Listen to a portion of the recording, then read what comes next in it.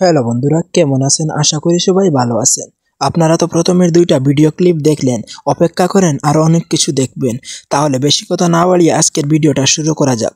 আর video শুরু করার আগে একটি কথা না বললে নয়, চ্যানেলে নতুন হলে চ্যানেলটা সাবস্ক্রাইব করবেন এবং লাইক কমেন্ট শেয়ার করতেও ভুলবেন না কিন্তু। চলুন ভিডিওটা শুরু করে ফেলি।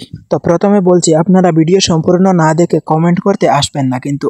তো এইখানে যে ভিডিওটা ব্যাকগ্রাউন্ডে চলতেছে আপনারা দেখলেন, ভাই ভিডিওটা দেখে আপনারা কি বুঝতে পারলেন? আপনি তো নিশ্চয়ই বলবেন এটা তো একটা ফানি ভিডিও ছিল। আমিও জানি ভাই ওইটা একটা ফানি ভিডিও ছিল।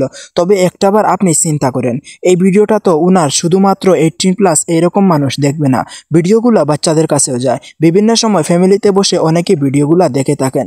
তো প্রথমে উনি যে ভিডিওগুলো তৈরি করতো সেগুলো অনেক ফানি টাইপের হয়ে থাকতো।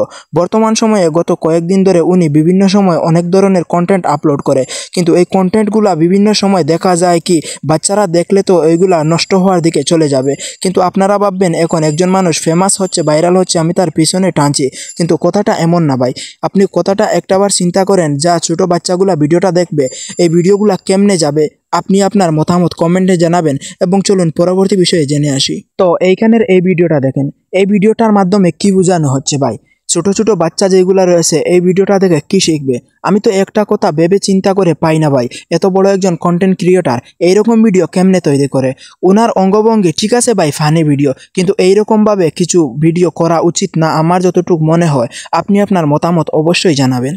ভাই এই ভিডিওটা দেখেন, এই ভিডিও ক্লিপগুলো আপনারা দেখেন। আমি সম্পূর্ণ ভিডিও দেখাতে পারবো না, এটা জাস্ট ক্লিপ দেখাচ্ছি। এই ক্লিপগুলো দেখে আপনি কি বুঝতে পারলেন?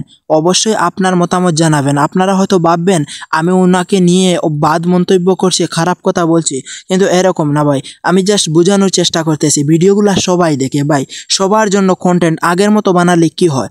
আচ্ছা আপডেট হতে হয়, কিন্তু এরকম না ভাই।